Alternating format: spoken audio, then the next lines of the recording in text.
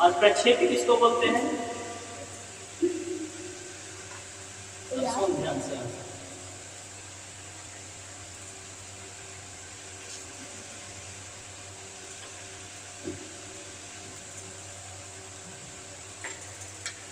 यहाँ पे ध्यान से समझना काफी अच्छा होता है, ट्रिग्नोमेट्री पर ज्यादा यूज करेंगे, ठीक है? समझ में आता है। कल क्या कहते हैं कि एक ऊंचाई था, ऊंचाई को हम कितना मान लिए थे? h। तो यहाँ से यहाँ तक की हाइट कितनी है? h, ठीक है? और इसको अगर आगे बढ़ा दें इस तरह से डॉट डॉट डॉट डॉट करके, ये हमारा y अक्ष की तरफ काम करेगा, ठीक है? और इसके बाद फिर इसको इस तरह से हम बना लेते कि ये है सतह, इसकी सतह, तो पृथ्वी की ये सतह बना लेते इस तरह।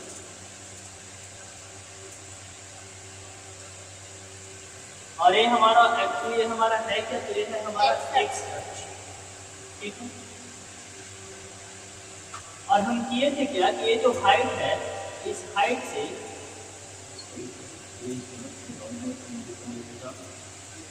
जहां पे एक गेंद था या फिर एक ऑब्जेक्ट था, कोई एक वस्तु थी, एक पार्टिकल था, हाँ फूल। तो यहाँ से जब इसको जब यहाँ से u वेग से प्रक्षेपित करते हैं, कितने से? u वेग से प्रक्षेपित करते हैं, तो यहाँ से कुछ इस तरह से ऐसे गति करते हुए नीचे को गिरती है, ठीक है? और जब ये ऐसे इस तरह से यहाँ से u वेग से नीचे जब फेंकते हैं तो नीचे की तरफ आती है। इसमें ये भी बताए थे कि अच्छा x अक्ष को हम x अक्ष, अब ये जो u वेग है, u वेग जो फेंकते हैं तो इस तरह से ऐसे फेंकते हैं, ना ऊपर की तरफ फेंक रहे ना नीचे की तरफ, तो सीधा ऐसे हम फेंक रहे हैं। तो सीधा इस तरफ जब हम u वेग फेंके तो u वेग की दिशा किस तरफ है? x अक्ष की तरफ या y अक्ष की तरफ? x अक्ष की तरफ। और x अक्ष को हम क्या बोलते हैं? क्षैतिज। तो क्या हम ऐसा बोलते हैं कि यहाँ पर ये जो u जो दिया हुआ है वो क्षैतिज घटक का वेग है। किसका वेग है? क्षैतिज घटक का वेग। और क्षैतिज घटक के वेग को हम क्या बोलते हैं? x कंपोनेंट के वेग को ux। और ये जो है ux यानी कि क्षैतिज घटक का वेग वो किसके बराबर है? u। इसके साथ ये भी बताया है क्या कि क्षैतिज घटक का वेग जो होता है, क्षैतिज घटक का वेग हमेशा इस कंडीशन में हमेशा क्या रहेगा? तो हमेशा नियत रहता है, हमेशा नियत रहता, ठीक है? तो यानी कि ux किसके बराबर है? u के बराबर। और ये u हमेशा क्या रहेगा? नियत रहेगा, यानी कि कांस्टेंट रहेगा, चेंज नहीं होगा। कोई दिक्कत?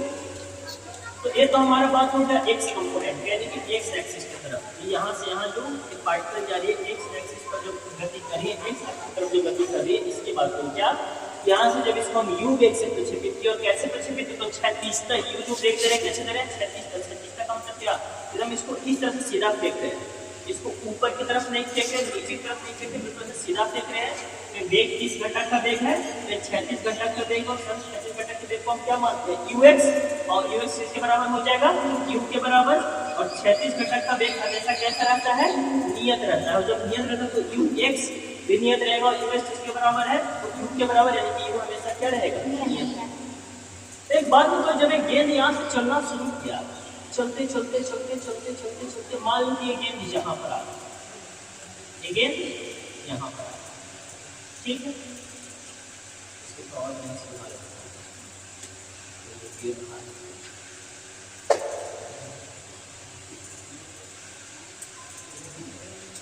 तो मान के चलते से गेंद यहाँ पर आ गई है, ठीक है? अब यहाँ पर इस पॉइंट को हम मान लिए O, इसको हम मान लिए A, इसको हम मान लिए B। कोई दिक्कत?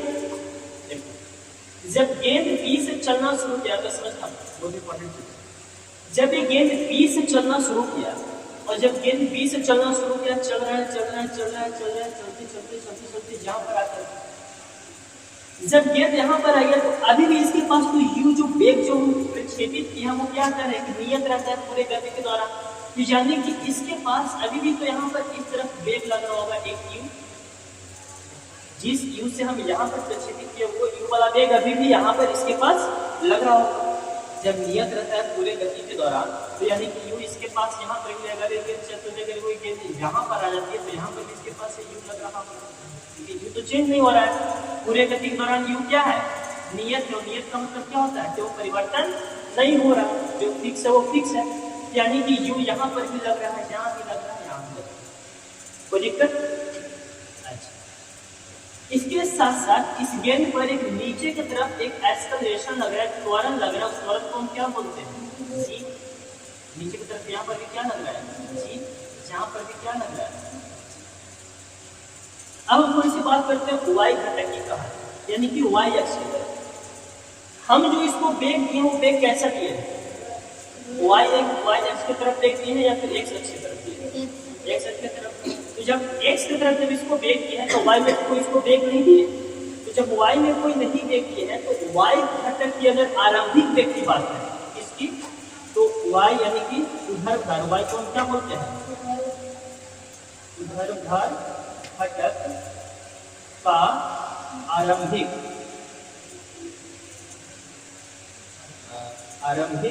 वेग।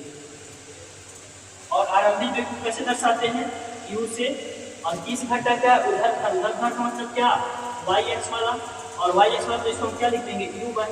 तो अगर यू वाई की बात करें तो क्या हम वाई की डायरेक्शन यानी कि नीचे की तरफ या फिर ऊपर की तरफ यानी कि वाई की डायरेक्शन में वाई एक्स की ओर क्या हमको इसको वेग दिए हैं, कोई वेग नहीं दिए हैं। तो जब नहीं दिए तो ऊर्ध्वाधर घटक का आरंभिक वेग क्या हो जाएगा 0, कोई दिक्कत? अब हम करते हैं क्या, इसमें आपको क्या निकालना है, इसमें आपको विस्थापन निकालना है कि 30 समय बाद इसका विस्थापन।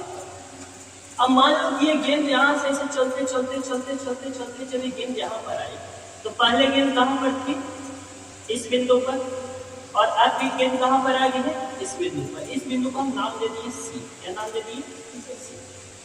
अब आपको बताना है कि गेंद बी से सी कितना विस्थापन हुआ, और इसी गेंद को हम प्रक्षेप बता दें कि प्रक्षेप का विस्थापन निकाला। तो प्रक्षेप का मतलब क्या है कि इसी गेंद का विस्थापन, अभी यहाँ पे किसको प्रक्षेपित किया है इस गेंद को, जाहिर सी बात है कि गेंद क्या बन गया प्रक्षेप बन गया। अगर यहाँ पे कोई और पत्थर फेंक हो तो पत्थर प्रक्षेप कहलाता है।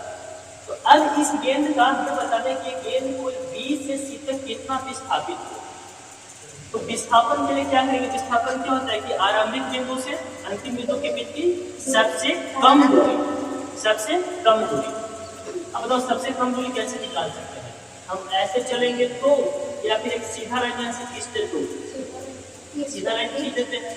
तो यानी कि यहाँ से इस पॉइंट को और इस पॉइंट को मिला देंगे तो सीधा लाइन अगर हम खींच दें तो ये वाला लाइन हमारा क्या कहला जाएगा विस्थापन। ये वाला हमारा लाइन क्या कहला जाएगा विस्थापन। और यही विस्थापन हमें क्या करना है निकालना है, इसके विस्थापन कितनी। तो मान लो कि गेंद यहां से जहां जो है, यानी कि माना कि गेंद, अभी हम गेंद ले तो गेंद इस समय में कहां से कहां बी से सी पर पहुंचा, बी से सी पर पहुंचा, ठीक। तो गेंद बी से सी पर कितना देर पहुंचा है 30 मिनट।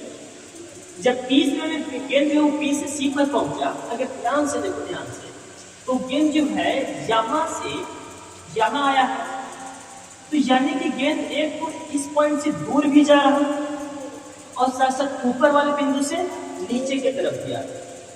पहले ऊपर वाला बिंदु कौन सा है ये वाला, तो अगर यहाँ से ऐसे लाइन सीधा ऐसे ड्रा करते हैं तो गेंद क्या है इस बिंदु से नीचे भी आ रहा है, इस लाइन से नीचे भी आ रहा है ना।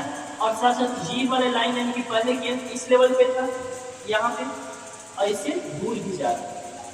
तो यानी कि कहने का मतलब कि 30 में बाद अभी भी जो गेंद जो गति कर रही है वो 36 दिशा में भी गति कर रही है और साथ साथ ऊर्ध्वाधर दिशा में भी गति कर रही है। यानी कि एक्स अक्ष की तरफ भी गति कर रही है और साथ साथ वाई अक्ष की तरफ भी गति कर रही है। यानी कि उसी 30 समय में एक 36 घटक में भी गति कर रही है और साथ साथ ऊर्ध्वाधर घटक में भी गति कर रही है। ठीक है, तो अब बात करते हैं कि कितना इसका विस्थापन था। विस्थापन में निकालना था, तो विस्थापन कैसे निकालें? एक काम करते हैं, हमें अगर पता चल जाए कि गेंद यहाँ से यहाँ कितना गई और गेंद ऊपर से नीचे कितना आई, हमें सबसे पहले ये निकालना पड़ेगा कि गेंद ऊपर से नीचे कितना ही है और यहाँ से इस तरफ कितना गया। अगर ये दो चीज हमें मिल जाए तो हम इसका विस्थापन आसानी से निकाल सकते हैं। तो मान लीजिए कि गेंद यहाँ से इतना दूर पर गई है, इतना दूर, इस पॉइंट को कुछ हम नाम देते हैं। मान लीजिए कि यहाँ पे हम पॉइंट लिख दिए P, जहाँ पे हम पॉइंट लिख दिए Q। तो मान लो कि P समय में, अच्छा, और यहाँ से यहाँ किस डायरेक्शन की बात हो रही है? X की। गेंद यहाँ से यहाँ गई, किसकी बात हो रही है? X की। पहले गेंद तो इसी लेवल पे था ना, और यहाँ से गेंद कहाँ चला गया? यहाँ पे। तो किसकी बात हो रही है? X की, X अक्ष की। X अक्ष यानी कि क्या? क्षैतिज घटक। तो जब क्षैतिज घटक में गेंद जो है वो कितना विस्थापित हुआ P समय बाद, तो क्षैतिज घटक में, क्षैतिज घटक में P समय बाद गेंद का विस्थापन, और क्षैतिज घटक में जो गेंद का जो विस्थापन हुआ इसको हम मान लिए x डैश। क्या मान लिए? x dash. तो विस्थापन बराबर x डैश। ठीक है, और विस्थापन बराबर क्या होगा? यहाँ से x डैश यानी कि विस्थापन बराबर क्या? तो विस्थापन का फॉर्मूला क्या हो जाएगा? वेग यानी कि क्षैतिज घटक का वेग और प्लस में यहाँ से जो आने में टाइम लगा वो t, ये कर सकते हैं। तो विस्थापन बराबर यानी कि x डैश बराबर क्या हो जाएगा? यानी कि क्षैतिज घटक का वेग, और क्षैतिज घटक का वेग हमारे कितना है? क्षैतिज घटक का वेग कितना है? ux। यहाँ पे कितना लिख देंगे? x डैश बराबर ux इंटू t, ux गुणे t। ठीक है, और यहाँ से फिर हमारा देखिए x dash equal to ux हमारा किसके बराबर है? तो ux जो है वो u के बराबर, और हमेशा क्या रहता है? नियत रहता है। तो ux की जगह हम यहाँ पे क्या लिख देंगे? u into t। ये हमारा हो गया क्षैतिज घटक का विस्थापन। है क्या हो गया? ये हमारा आ गया क्षैतिज घटक का विस्थापन। ठीक है, तो यानी कीजिए P से Q, PQ किसके बराबर है? आप लिखते हैं कि PQ किसके बराबर है? QP के बराबर। कोई दिक्कत? PQ किसके बराबर? QP के बराबर। ये हमें मिल गया। अब बात करते हैं उधर की बात करें, यानी कि गेंद ऊपर से नीचे कितना आया, गेंद ऊपर से नीचे कितना आया। तो जब गेंद ऊपर से नीचे आ रहा है, तो ऊपर से नीचे आते वक्त उधर दिशा में क्या हम इसको कोई वेग दे रहे हैं? इसको कोई वेग नहीं दे रहे हैं, वाई डायरेक्शन इसको कोई हम आरंभिक वेग दे नहीं रहे हैं। तो अगर उधर की बात करें तो उधर घटक का आरंभिक वेग क्या है? 0। और गेंद यहाँ से यहाँ तक आई, यानी कि एक छोटा सा ऊंचाई जो है वो कम, यानी कि यहाँ से यहाँ एक छोटा सा दूरी देखे ऊपर से नीचे, बहुत कम विस्थापन हुआ है। और मान लीजिए कि हम इसका नाम देते हैं PQ है, इसको हम देते हैं R। ठीक है, तो यहाँ से अगर हम ऊर्ध्वाधर घटक का विस्थापन निकालें, ऊर्ध्वाधर घटक का विस्थापन तो किसके बराबर है? QR के बराबर। तो किसके बराबर? QR। और QR को हम क्या मान लें? Y dash. इसको हम पूरा का पूरा यहाँ H किसके बराबर? Y के मान लेते हैं। छोटे वालों को हम किसके बराबर मान लिए हैं? Y dash. कोई दिक्कत? अब Y डैश कैसे निकालेंगे? विस्थापन कैसे निकालेंगे? वहां पर एक फार्मूला बताते हैं H के लिए। किसी गेंद को ऊपर से नीचे गिराया जाता है, एक गिराना एक टेकना, दोनों में अंतर है। तो जब किसी गेंद को ऊपर से नीचे गिराने का मतलब क्या? गेंद ऊपर में हम रखते हैं, इसको सिंपली छोटे, गेंद नीचे गिर गए तो गिराना, लेकिन इसको नीचे तरफ वेग देके फेंकना, दोनों में अंतर है। तो अब इस गेंद को ऊपर से नीचे हम क्या कर रहे हैं? गिरा रहे हैं, कि गेंद ऊपर से नीचे आ रही है। जब आ रही है तो इस वक्त इसका आरंभिक वेग क्या है? 0 है। तो जब आरंभिक वेग 0 है और हमें फॉर्मूला होता है कि जब गेंद ऊपर से नीचे की ओर आती है तो उस वक्त इसका फॉर्मूला जो तय की गई दूरी या फिर विस्थापन का फॉर्मूला क्या बन जाएगा? QT plus half GT square. तो क्या हम y डैश बराबर QT प्लस 1/2 GT स्क्वायर ऐसा लिख सकते हैं? और जब ऐसा यहाँ पर लिखेंगे देखो, तो u किसके बराबर होना चाहिए, y डैश बराबर u किसके बराबर होना चाहिए, u y के बराबर, क्योंकि y डायरेक्शन की बात करें ना तो u किसके बराबर होना चाहिए, u y के बराबर। तो ये हो गया u y into a plus 1/2 g और इंटू ts, ठीक है। g किसके बराबर है, त्वरण जो यहाँ पे कौन लग रहा है, g लग रहा है ना, त्वरण की जगह पर यहाँ पर कौन सा गुरुत्वीय त्वरण, एक्चुअली ये जो त्वरण है, त्वरण किसके बराबर, गुरुत्वीय त्वरण के बराबर है, ठीक है। अब बताओ कि y जो u y है वो क्या है, u y का मान कितना है, 0। तो यहाँ पे अगर u y का मान 0 है तो 0 गुने t कितना हो जाएगा, 0। तो 0 प्लस 1/2 gt स्क्वायर, यहाँ से आगे आपका y dash equal to half gt square, और ये आपका बन गया किसका विस्थापन, उधार का, यानी कि y डैश, उधार का विस्थापन। अब देखो आपको यहाँ से उधार का विस्थापन मिल गया, जहाँ पे क्षैतिज का विस्थापन मिल गया, दोनों का आपको मिल गया है, एक क्षैतिज का विस्थापन मिल गया और एक उधार का विस्थापन। अब यहाँ पे क्या हो कि आपको y डैश मिल गया है और यहाँ पर आपको क्या मिल गया है, x डैश मिल गया, और y डैश किसके बराबर मिल गया, यहाँ पे देख सकते हैं y डैश किसके बराबर है, तो सिर्फ हाफ gt स्क्वायर, और x डैश किसके बराबर है, तो qt के बराबर। और हमें क्या कौन से निकालना है, तो ये वाला डिस्टेंस निकालना है, b से q तक, b से q तक। अब यार तो आप इसमें हाथ निकालो, नहीं है तभी कहां से निकलेगा,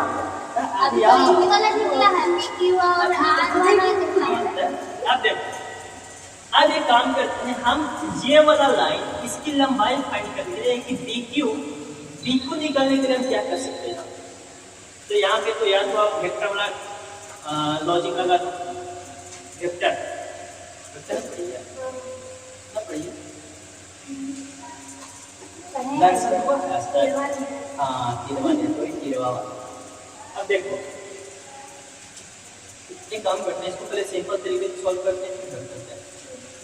तो सिंपली आपको y डैश और x डैश को मिल गया है। अगर आप ध्यान से देखो, ध्यान से ये वाला लाइन पूरी अच्छी तरीके से सीधे से बना लो। ये वाला लाइन किसके बराबर, x के बराबर, x तो ये भी x, कोई दिक्कत। ये वाला लाइन किसके बराबर, y, और ये वाला है विस्थापन वाला, विस्थापन ही ना है, इस वाला लाइन है विस्थापन वाला। मान लीजिए कि जो विस्थापन जो है वो x अक्ष से अल्फा डिग्री पर, कितना डिग्री पर, अल्फा, इसको भी बताते हैं। ये कितने डिग्री पर है, अल्फा डिग्री। ए अगर अल्फा है और ए वाला कितना दिख रहा है आपको, 90 डिग्री, 90। तो ए अल्फा ए 90, तो ये वाला कोण कितना हो जाएगा, तो हो जाएगा 90 माइनस अल्फा। इधर लिख देना साइड में, यहाँ पे ए वाला एंगल कितना हो जाएगा, यहाँ पे लिख दें कितना हो जाएगा, 90 माइनस अल्फा। ए अगर अल्फा, ए 90 माइनस अल्फा, कोई दिक्कत, समझ आया। ए अल्फा, ए 90 माइनस अल्फा। और अगर ये वाला कोण 90 माइनस अल्फा, तो ये वाला फिर से कितना, ये वाला कोण कितना बन जाएगा, फिर से वाला कोण बन जाएगा अल्फा। और अगर ए कोण अल्फा, तो ये और ये वाला कितना है 90, और ये वाला 90, ये वाला अल्फा, तो फिर से ये वाला कितना हो जाएगा 90 माइनस अल्फा। समझ में आया? हाँ समझ गए।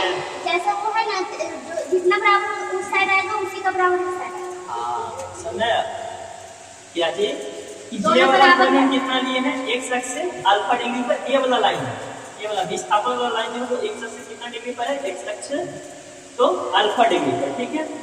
ये वाला कोण कितना है 90 डिग्री, तो ये वाला कितना हो जाएगा 90 माइनस अल्फा।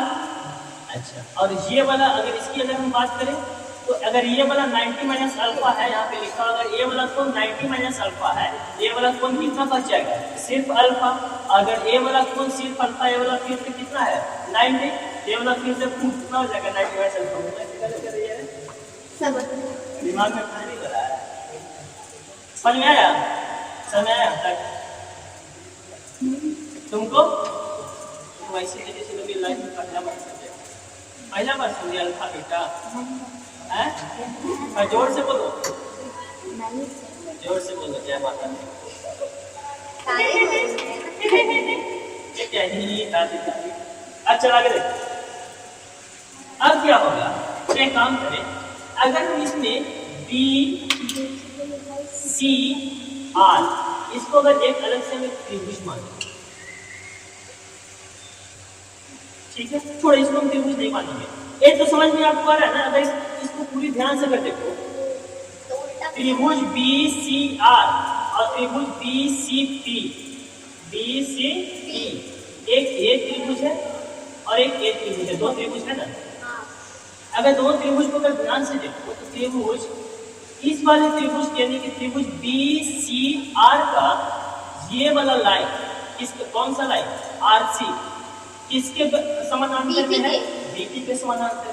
तो यहाँ पे सबसे पहले हम लिख के रखेंगे कि जो आर क्यू है यहाँ पे आर क्यू, तो आर क्यू जो किसका समानांतर, इसका मतलब क्या हो गया? समानांतर। तो आर क्यू किसका समानांतर हो गया? बीपी का। बीपी का। एक चीज तो हमको ये मिल गया। और दूसरा अगर ध्यान से देखो तो ये वाला जो लाइन है बी आर, ये इसके समानांतर है पी क्यू का, ये वाला पी क्यू का। तो बी आर जो है वो समानांतर है किसका? P Q.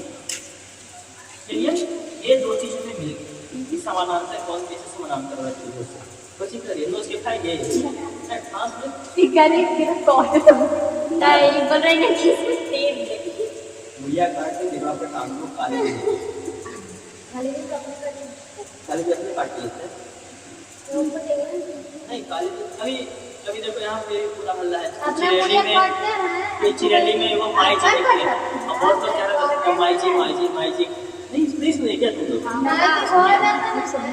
माई जी हो जाता है लेकिन इसको माई जी हो जाता है होता है ना सर कैसे जो माई जी कैसे होता है माई जी चेचक और चेचक होता है माई जी तो नहीं होता है माई जी सब कहते हैं गांव में सब लोग हाथ माई जी को बोलता है माता जी निकलते हैं और बाहर में कहां निकल रहे हैं कोई बताना पड़ गए चेचक कौन है चेचक किसकी वजह से होता है वायरस की वजह से बैक्टीरिया की वजह से प्रोटोजोआ की वजह से ए ना बताइए चेचक किसकी वजह से प्रोटोजोआ हां प्रोटोजोआ की वजह से लाइक वायरस और बैक्टीरिया तो एंजाइम वगैरह तो एनी टाइम होता है वायरस में एनी टाइम होते रहता है मतलब साथ में निकल रहता है लेकिन प्रोटोजोआ लगता है कभी साथ में वायरस में दोनों साथ में रहता है अलग अलग रहता है बायोलॉजी से है ना बने कि डॉक्टर चिड़ अपने बॉडी का आगे लगना लिखा हो रहेगा बोर्ड डॉक्टर सुना चाहा जिंदा बॉडी को मुर्दा किया जाता है जिंदा बॉडी को मुर्दा किया जाता है हो गया चल आगे देख अब यहाँ पे क्या करेंगे क्या करें अच्छा देखो यहाँ पे ये जो P से Q जो है ये तो हमको मिल चुका है किसके बराबर है x डैश के बराबर ध्यान से सुनना यहाँ पे PQ किसके बराबर है x डैश के बराबर x डैश किसके बराबर है UT के बराबर ठीक है और यही PQ समानांतर है किसके बराबर BR के बराबर तो क्या मैं ऐसा कर सकती PQ बराबर है BR का PQ बराबर है BR का तो UT अगर यहाँ पर x डैश है तो यहाँ पर भी यहाँ से यहाँ की दूरी B से R की दूरी किसके बराबर UT के बराबर चलिए अब यहाँ पे इसको समझना अब अगर यहाँ पे R से Q यानी कि RQ बराबर है किसका BQ का सॉरी हाँ BP का RQ बराबर है किसका BP का जब RQ बराबर है BP का तो जितनी RQ की जो लेंथ होगी यानी कि वाइड है हाफ GT स्क्वायर वो उतना ही लेंथ इसका भी होगा हाफ GT स्क्वायर तो काम करें अगर हम यहाँ से इसको इस वाले ट्रायंगल को देखिए इस वाले ट्रायंगल को ध्यान से देखो कौन सा इधर मिटा हां चलो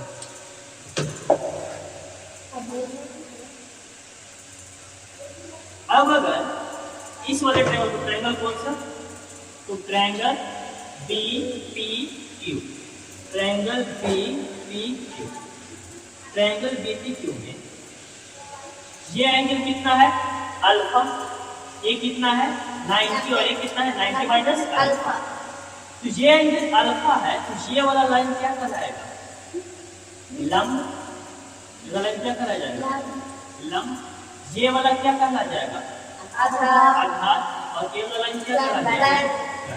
अब इसको हम अलग निकाल देते हैं इस तरह से, ऐसे है, ऐसे है, ऐसे है, ऐसे। क्लियर? ये क्या कहला गया? ये हो गया लंब, ये कितना हो गया? आधार, और ये वाला क्या हो गया? कर्ण। इसका नाम बंड रहेगा। ये क्या बोलते हैं? बंड रहेगा। ये बंड है, बंड का मतलब क्या? मतलब ये आया कहाँ से? नहीं, बंड का मतलब क्या रहता है? बंड शादीशुदा है। शादीशुदा नहीं है। अभी पूरा सामने था। अच्छा, अच्छा नहीं, पिज्जा थी, पिज्जा में सोचते थे स्लाइस काट दिया, बंडे रहेगा। इस चैनल में जो वीडियो देखने में कि नया शब्दों का उद्भव होता है, जानता है कि सब जानता है, ये रिसर्च करते हैं। चल क्या पे? अब यहाँ पे देखो, इसका नाम लेते हैं बी हो गया, ये हो गया पी, ये हो गया क्यू। ठीक है, ये जो लंब है यानी कि बीपी है, वो बीपी किसके बराबर में आया? वाई डैश के बराबर में। बीपी किसके बराबर में? वाई डैश के बराबर में।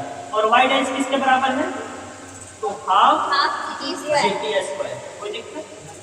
इसी तरह से अगर बात करें, अच्छा, और बीपी क्या है? ये है लंब। हाँ, बीपी मतलब blood pressure. Normal blood pressure कितना होता है?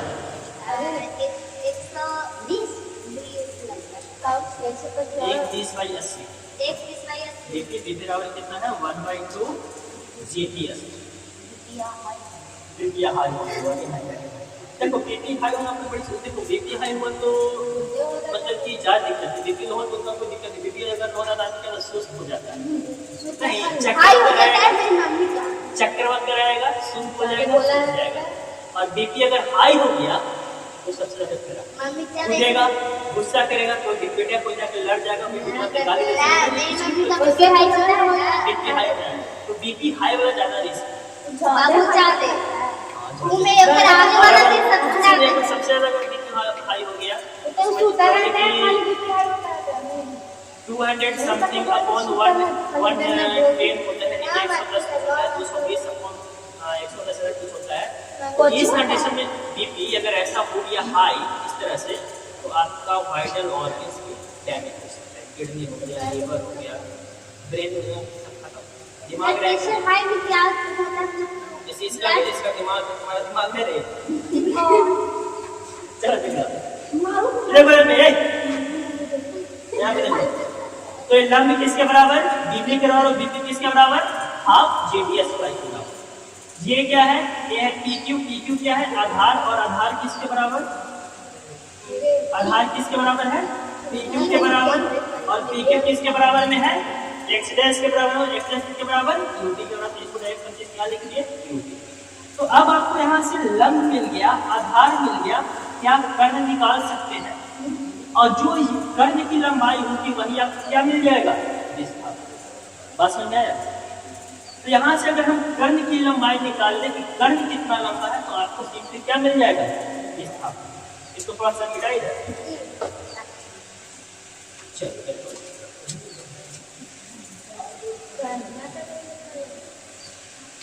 यही तो है। देखो क्लास 11 में करते हैं, क्लास 11 में से हम लोग फिजिक्स के कॉन्सेप्ट सीखते हैं।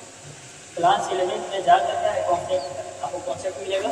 यहाँ पे पढ़ेंगे विस्थापन पढ़ेंगे, वेग पढ़ते हैं, त्वरण पढ़ते हैं, बल पढ़ते हैं, संवेग पढ़ते हैं, ऊर्जा बोध के चीज पढ़ते हैं। और क्लास 12 में उसी का एप्लीकेशन पढ़ते हैं। यहाँ पे सीखते हैं कि त्वरण कैसे होता है, वेग परिवर्तन कैसे होता है। वही क्लास 12 में कोई इलेक्ट्रॉन से वेग परिवर्तन करके चल रहा है तो कहे कि त्वरित गति कर रहा है, उसकी वजह से उसे एक गुण आ जाता है, उसको चुंबकीय गुण करते हैं। तो क्लास 12 एप्लीकेशन यहाँ पे कॉन्सेप्ट फिजिक्स का है। अब देखो, अब यहाँ पे इसका आधार मिल चुका है, इसका लंब मिल चुका है, सब कर्ण। तो कर्ण बराबर क्या होता है? लंब का स्क्वायर प्लस आधार के स्क्वायर के ऊपर रूट। ठीक है। और यहाँ से यहाँ ये जो कर्ण किसके बराबर है, कर्ण जो है वो बी क्यू के बराबर है। कर्ण है कि कर्ण जो है वो बी क्यू के बराबर है और इस बी क्यू को यानी कि इस विस्थापन को हम मान लिए हैं आर। कितना मान लिए हैं, आर।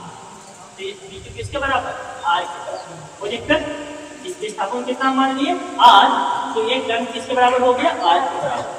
तो क्या हम यहाँ पे कर्ण की जगह आर बराबर अंडर रूट लंब के स्क्वायर। लंब के स्क्वायर कितना, लंब के स्क्वायर किसका स्क्वायर कर सकते हैं, लंब इसके बराबर है हाफ जी टी स्क्वायर। तो हो गया यहाँ पे क्या कि जी टी स्क्वायर अपॉन 2 का स्क्वायर प्लस आधार का स्क्वायर। आधार कितना है, क्यूटी, यहाँ पे हो जाएगा क्यूटी का। और ये बन गया आपका formula R equal to under root QT square QT का square plus G T upon 2 का स्क्वायर। और ये बन गया आपका विस्थापन का फॉर्मूला।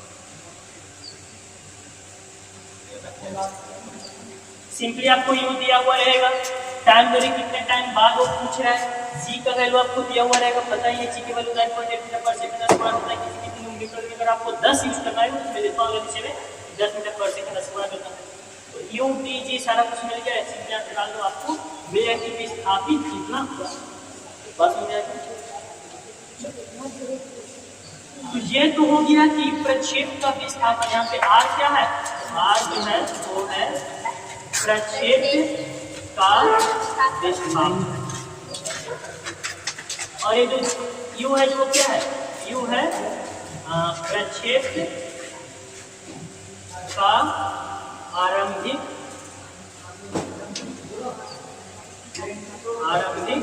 वेग। और टी क्या है, यानी कि अगर किसी प्रक्षेप्य को किसी ऊंचाई से क्षैतिज तक प्रक्षेपित करते हैं तो टी समय बाद वो कितना विस्थापित होता है, इस फॉर्मूला को लगा के सिंपली निकाल सकते हो कितना विस्थापित। बात समझ आए, आप समझो यहाँ पे खत्म हुआ भी और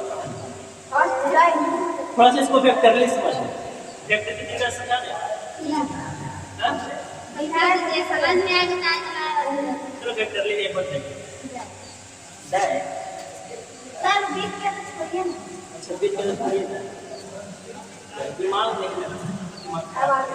चलो आगे इसको थोड़ा सा आगे। तो ये तो प्रक्षेप का विस्थापन निकल गया, ये हो गया प्रक्षेप के विस्थापन का फॉर्मूला। अब आगे की बात करते हैं। देखो ध्यान, ये वाला कोण कितना है, अल्फा है, और ये वाला कोण भी कितना है, अल्फा। तो इस त्रिभुज में ए वाला कोण कितना हो गया, अल्फा। ठीक है। और ये लंब किसके बराबर है, half G T square, G T square upon 2 के बराबर। और ये आधार किसके बराबर है, क्यू टी के बराबर। ठीक है। अगर हम यहाँ से अल्फा लिखना चाहें, अल्फा, और ये अगर अल्फा मिल गई तो ये देखिए जैसे जेड बन रहा है,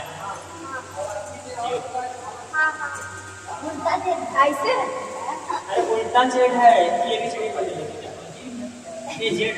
तो अगर ये कोण अल्फा तो ये भी कोण अल्फा। देखिए हमको अगर इसमें अल्फा का मान मिल जाए तो हमें ये पता चल जाएगा कि उसका जो विस्थापन हो, विस्थापन कितने डिग्री बनाएगी, वहां से विस्थापन का कोण कितना। तो आपको अल्फा का मान भी निकालना पड़ेगा। अल्फा, हाँ अल्फा का, अल्फा हाँ एक कर्व जो है वो आर के बराबर। ठीक है। तो अगर हम यहाँ से अल्फा लिखें तो अल्फा के लिए क्या लिखेंगे, तो अगर यहाँ से लिखेंगे tan अल्फा बराबर tan अल्फा, tan थीटा वाले हम क्या लिखते हैं, अल्फा। तो tan अल्फा बराबर क्या लिख सकते हैं, लंब बटा आधार, लंब बटा आधार। और लंब किसके बराबर, बी पी का, किसके बराबर, बी पी का। ये हो गया बी पी अपॉन आधार किसके बराबर, पी क्यू का। और यहाँ से फाइनली हमारा tan alpha equal to B P किसके बराबर है, जी टी स्क्वायर अपॉन 2 यहाँ से हो गया tan अल्फा बराबर GT स्क्वायर अपॉन 2 और साथ में कौन सा है, साथ में है DQ और DQ किसके बराबर है, QT के बराबर। तो इसलिए हम देख लें इसकी जगह पर इस t से इसका स्क्वायर बन गया, तो फाइनली आपके पास क्या बच गया कि tan alpha equal to GT upon 2Q। और आपको अल्फा को मान निकालना है, जो tan अल्फा है आपको क्या चाहिए, अल्फा चाहिए। तो जब आपको अल्फा चाहिए तो आप एक काम कीजिए, अल्फा के यहाँ से क्या हो सकती है, alpha equal to tan inverse GT upon 2U और ये बन गया आपका अल्फा का फॉर्मूला, ये बन गया अल्फा का। ये फॉर्मूला है, ये भी इम्पोर्टेंट है। अभी अल्फा के बहुत फॉर्मूला बताएंगे y के टर्म में, अल्फा के और फॉर्मूला बताएंगे y के टर्म में। सब ले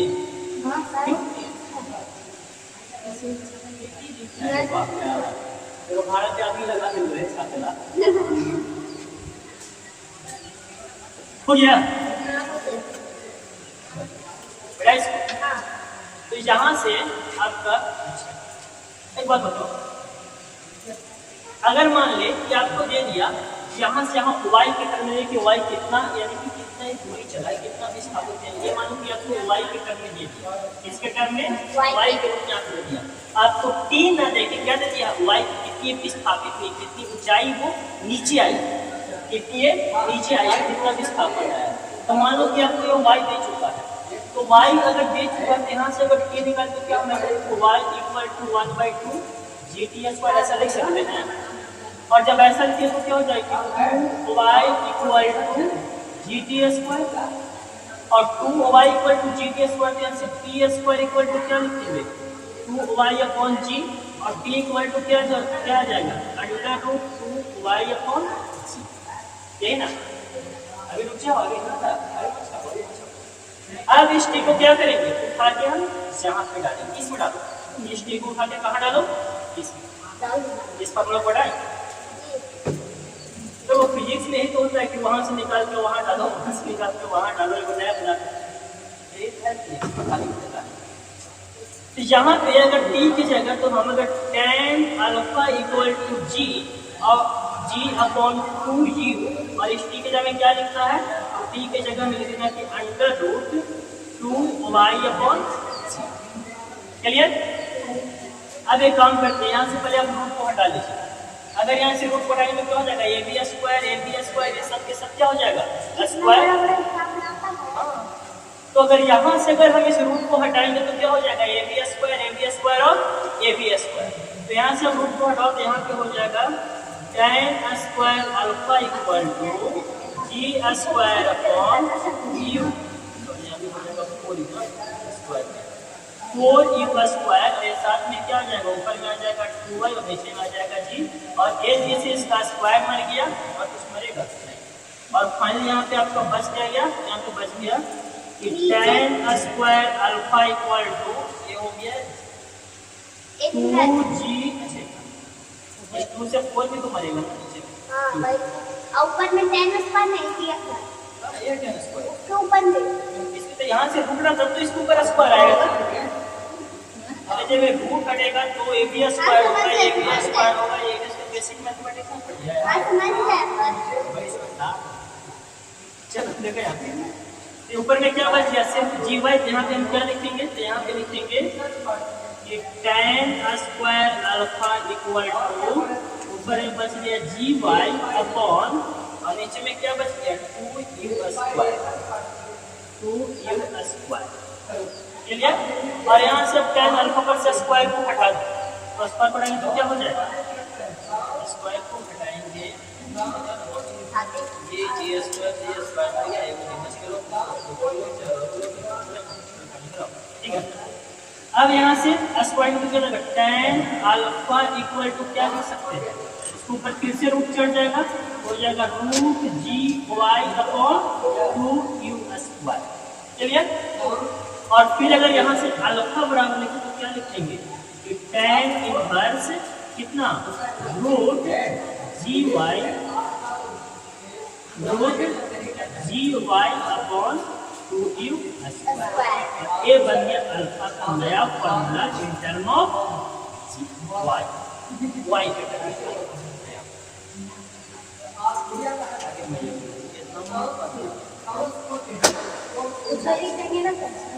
हाँ दूसरे के लिए। चलो हो गया मिटाए। अब सुनो इसको मिटा के हेडिंग लगाओ। हेडिंग चेंज करो। हेडिंग चेंज करो। ऐसा तो हेडिंग नहीं मिलने वाला है इसी पर हम लाइन चलेगा। हेडिंग को चेंज करो और लिखो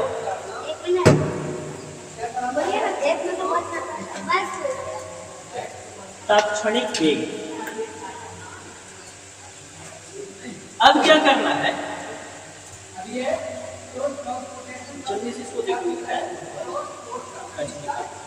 अब इसमें क्या है जहां से हम इस गेंद को फेंके हैं या पत्थर को फेंके हैं फूल को फेंके चाहे किसी को उठा के ऐसे फेंको जिसके ऊपर गिरेगी तो उसका ताकत लग जाओ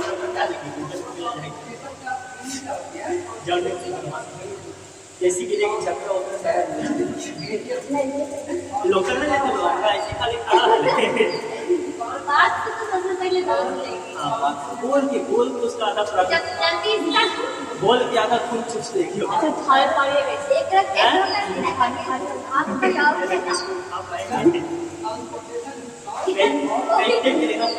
ये जाएगी चल अब देखो हो गया।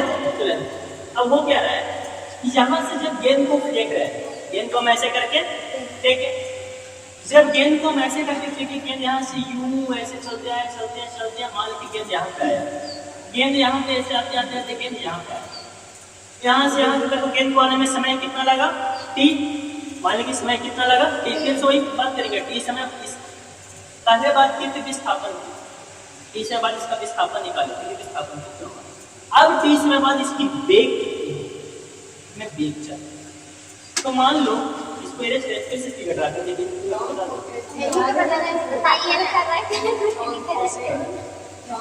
यही में कर हां टाइम नहीं है आज टाइम के साथ चलो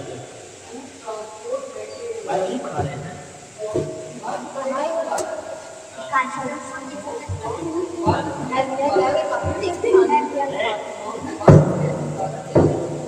इसको पढ़ेगा ना उठे कि नहीं हो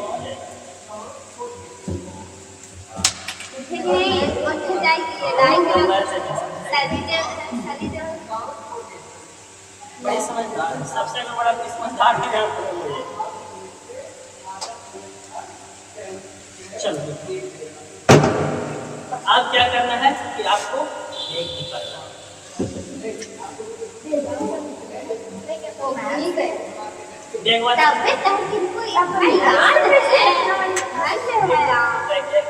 इसका जो डेरिवेशन वो आपको समझ जाएगा कि इसमें मतलब शॉर्ट में लिखा है कहां पे जैसे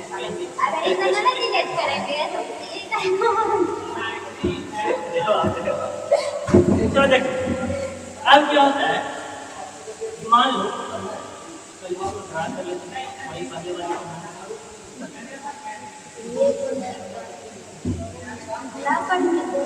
इस तरह से हमारे यहाँ से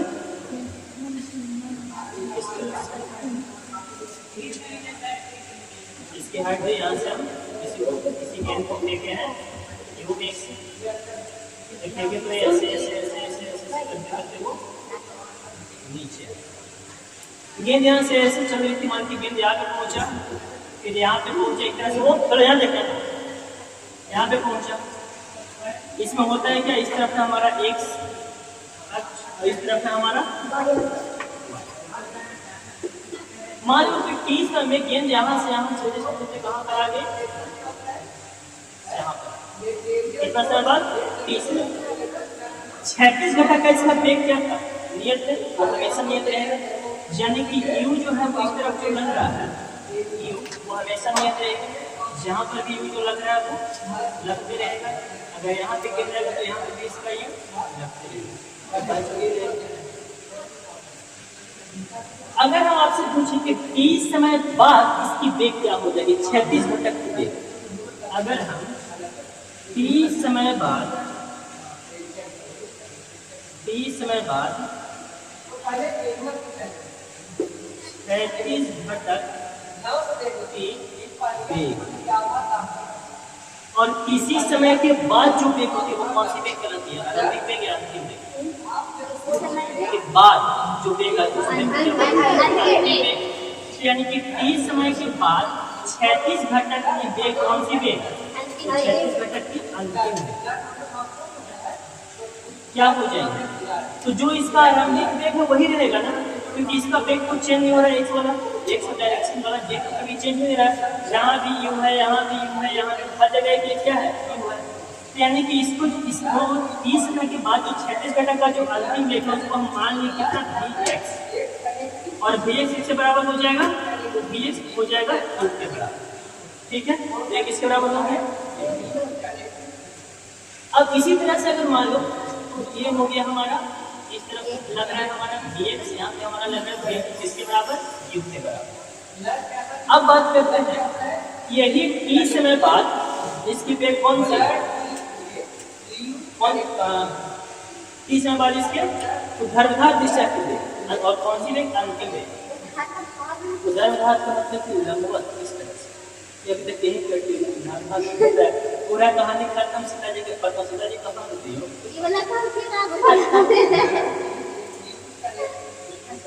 अब देखो ये है वाई डायरेक्शन, गेंद ऊपर से नीचे आ रही है, गेंद आते आते इस लेवल पे जा रही है यहाँ पे, ठीक है, ये डायरेक्शन। अब जो है यहाँ पे, तो अब यहाँ पे निकलना इस तरफ का, मान लीजिए इसके ऊपर एक नीचे, जब गेंद ऊपर से नीचे आएगी, जैसे जैसे गेंद ऊपर से नीचे आती जाएगी, तो जब गेंद ऊपर से नीचे जाए इस बात तो उसमें एक वेग आ जाता है। एक काम करते हो, जब इस मान लीजिए मार्कर या फिर एक बड़ा सा पत्थर को छत पे चढ़ जाए, इसको नीचे खड़ा कर, अब बड़ा सा पत्थर लेके छत पे चढ़ के इसको नीचे खड़ा करके ऊपर से पत्थर को छोड़ो, आपने पत्थर को देख लिया,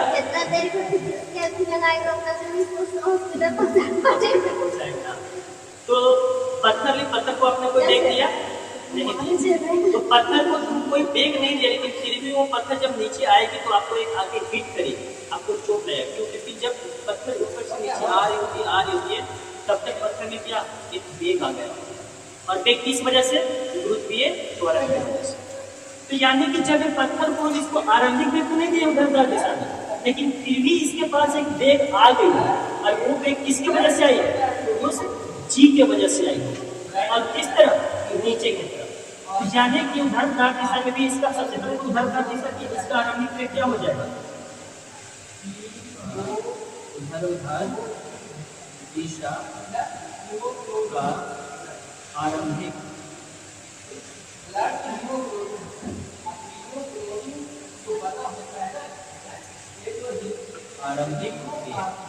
इसको हम मानेंगे u बाई, और u बाई क्या होगा 0, क्योंकि इसको ऊर्ध्वाधर दिशा में तो कोई आरंभिक वेग हम दिए नहीं है। और वही अगर हम इसकी vy की बात करें, यानी कि अंतिम वेग की, अंतिम वेग इसका क्या होगा, 0 कैसे होगा अंतिम वेग, हम क्या बोल रहे हैं कि जब ऊपर से नीचे आज तो इसके पास कुछ न कुछ वेग आ गया हो, यहाँ से यहाँ आने में इसको टाइम लगा t, और t समय बाद जब इसको यहाँ पे देखें तो इसके बाद यहाँ पे जो है इसके पास कुछ न कुछ वेग आ गया, कितना आ गया, तो वो आ गया vy। तो vy कितना हुआ फिर, तो vy बराबर क्या हम लिख सकते हैं, हमें vy यहाँ से निकालना है, तो vy बराबर क्या लिख सकते हैं, तो आप लगाओ गति का पहला समीकरण क्या कहता है, v बराबर u प्लस क्या है, v बराबर u प्लस a। v किस दिशा के निकाल रहे हैं, y की, तो दिख रहे हम क्या लिख देंगे, vy, u किस दिशा की, तो y की, तो हो गया uy प्लस a किसके बराबर हो जाएगा, g के बराबर, और टाइम t के बराबर। जहां से आपको मिल गया vy बराबर क्या मिल जाएगा, uy क्या होता है, uy क्या है 0 है, ऊर्ध्वाधर दिशा की आरंभिक वेग क्या है 0 है, तो यहाँ पे क्या डाल देंगे 0 प्लस g इंटू टी, और फाइनली हमारा vy यानी कि ऊर्ध्वाधर दिशा की अंतिम वेग जो है वो क्या आ गया g। क्लियर, तो अब आपको ऊर्ध्वाधर दिशा की अंतिम वेग मिल गया है कितना, vy किसके बराबर GT के बराबर और एक किसके बराबर, y के बराबर। अब यहाँ पर सब देखो, एक वेक्टर इस तरफ, दूसरा वेक्टर इस तरफ, तो इसका रिजल्टेंट, और यही आपको 30 में के बाद फाइनल वेलोसिटी का रिजल्टेंट वेक्टर जो बताएगा कि इसका फाइनल वेलोसिटी क्या होगा। और एक ऐसे निकालेंगे वेक्टर r बराबर क्या लिखेंगे, under a square plus b square. अगर दो वेक्टर है, vector a plus vector a और वेक्टर b, ये कैसे कि अंडर प्लस b वेक्टर का मतलब देखो शॉर्ट देखो। मान लो कि दो वेक्टर है, एक वेक्टर a वाला वेक्टर b और दूसरा वेक्टर है इस तरह से,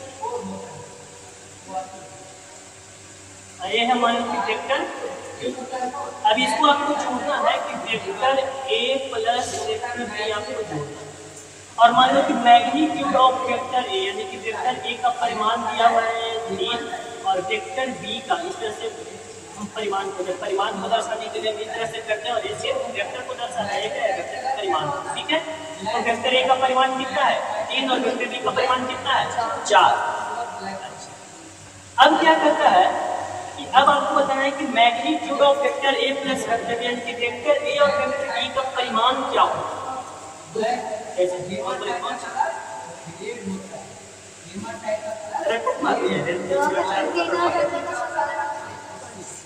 तो अब इसमें होगा क्या कि वेक्टर के रिजल्टेंट का मैग्नीट्यूड निकालने का फार्मूला होता है कि r बराबर under root a square plus b square plus 2ab cos theta, ठीक है। और cos थीटा क्या, तो cos थीटा जो है वो बताता है कि दो वेक्टर के बीच का कोण कितना है। यहाँ पे देखो एक वेक्टर इस तरफ और दूसरा वेक्टर इस तरफ, ठीक है। और दोनों के वेक्टर के बीच का कोण कब निकालते हैं, तो आप दो वेक्टर के बीच का कोण तब भी निकाल सकते हो जब वो दोनों वेक्टर का या तो टेल से टेल मैच करो या फिर हेड से हेड। यहाँ पे दोनों वेक्टर का क्या मैच कर रहा है, टेल टेल, तो टेल टेल मैच में फिर कौन कितना डिग्री का बन रहा है, यहाँ पे कौन कितना रख देंगे, अंडर रूट a स्क्वायर एक इसके बराबर 3 का स्क्वायर प्लस 4 का स्क्वायर प्लस 2 4 cos कितना, और cos 90 कितना होता है 0, इसको 1 होता है। जब cos 90 0 तो ये वाला पूरा कंपोनेंट क्या हो जाएगा 0। एक बार जब पूरा 0 इसको हटा दो, सिंपल के पास क्या बच गया अंडर रूट 3 का स्क्वायर प्लस 4 का स्क्वायर। अंडर रूट 3 का स्क्वायर कितना होता है 9, 4 का स्क्वायर 16, 16 में 25, अंडर रूट 25 का 5। तो रिजल्टेंट वेक्टर जो आएगा वो कितना हो जाएगा 5। अब रिजल्टेंट निकालने के लिए क्या करना पड़ता है, तो ट्रायंगल का क्या करता है, इसको देखो ट्रायंगल में क्या करना है कि हम वेक्टर को तभी दो वेक्टर को जब जोड़ सकते हैं जब पहले वेक्टर का हेड दूसरे वेक्टर के टेल से जुड़ेगा। तो पहला वेक्टर हमारा a, दूसरा वेक्टर कौन सा है b, तो इस दूसरा वेक्टर को उठा के हम यहाँ पे डॉट डॉट करके ऐसे शिफ्ट कर देंगे। इसको हम वेक्टर को स्थानांतरण कर सकते हैं, बस करते लोग ध्यान दे रखते हैं कि उसका परिणाम और उसकी परिमाण और उसकी दिशा बदलने नहीं चाहिए, ऐसे काम करें, ठीक है। इस वेक्टर को यहाँ से हम शिफ्ट कर दिए। जब शिफ्ट करके उसका रिजल्टेंट वेक्टर कैसे बनाते हैं, रिजल्टेंट वेक्टर बनाने का तरीका बताता है क्या कि पहले वेक्टर के टेल से अंतिम वेक्टर के हेड तक नया वेक्टर ड्रा करना है। तो पहले वेक्टर का टेल कौन सा है ये वाला और ये वाला, इसका हेड यहाँ से एक नया वेक्टर बनाने के लिए हमारा हो जाएगा। इसी तरह से हम इसको यहाँ पे देखेंगे कि एक वेक्टर ये है, मान लीजिए ये है हमारा a और ये है हमारा b। अब देखो एक वेक्टर a है और एक वेक्टर b है, दोनों के बीच का एंगल कितना है यहाँ पर 90 डिग्री। तो क्या हम इसको वेक्टर में इसको हम ऐड कर सकते हैं, तो यहाँ पे अगर इसको वेक्टर लेते हैं b बराबर क्या लिखेंगे, तो अंडर रूट किसका vx का स्क्वायर प्लस इसका vy का स्क्वायर और v बराबर अंडर रूट vx किसके बराबर है, vx किसके बराबर है u के बराबर है। यहाँ पे क्या हो जाएगा u का स्क्वायर प्लस vy किसके बराबर है, vy यहाँ पे किसके बराबर gt का हो जाएगा gt, और यही बन गया आपको एक नया फॉर्मूला। और ये यहाँ से आपको मिल गया रिजल्टेंट। अब बात ये आती है कि जो रिजल्टेंट वेक्टर के तो आपको मिल गया, यानी कि और इससे आपको मिल गया वेलोसिटी का एक प्रक्षेपित वेग का फॉर्मूला। फिर कोई आपसे पूछे कि एक प्रक्षेपित किया गया, प्रक्षेपित करने के बाद यानी कि t समय बाद उसकी वेग क्या होगी, तब इस फॉर्मूले को अप्लाई करके उसका वेग निकाल सकते हैं। ठीक है, अब बात आते हैं कि कोण भी निकालना पड़ता है इसमें। हाँ, कि वो कितने डिग्री कोण पर है, 36 से कितने डिग्री कोण पर है। तो 36 से कोण कैसे निकालेंगे, देखो लास्ट है थोड़ा सा छोटा सा। तो कोण कैसे निकालेंगे, तो एक किसके बराबर है, x एक्सिस के समानांतर है। और मान लीजिए कि यहाँ से ये वाला जो वेक्टर है b, यहाँ से x पर यानी कितना बीटा डिग्री पर है, कितना पर बीटा डिग्री। तो यहाँ पे अगर tan का लिखें, tan बीटा बराबर क्या लिखेंगे, tan बीटा बराबर क्या होता है, लंब बटा आधार। और अगर आप इसको पूरे से त्रिभुज बना दो इस तरह से, ये हो गया बीटा, इसको अगर आप ऐसे त्रिभुज बना दो इस तरह से, थोड़ा सा ऐसे अब ये वाला कोण हो गया बीटा। तो अगर ए वाला बीटा तो ए वाला क्या हो जाएगा लंब, और ए वाला क्या हो जाएगा आधार। और ये लंब किसके बराबर में आ रहा है, ये वाला GT के बराबर में, और ये वाला आधार किसके बराबर में, Q के बराबर में। तो लंब की जगह क्या हम GT लिख सकते हैं, और आधार की जगह हम क्या लिख सकते हैं, Q। यहाँ से आ गया फाइनली कहानी खत्म कि tan बीटा बराबर GT अपॉन U, यहाँ से बीटा बराबर हो जाएगा tan inverse GT upon U। और ये बन गया एक फॉर्मूला, कहानी हो गया खत्म, कहानी हो गया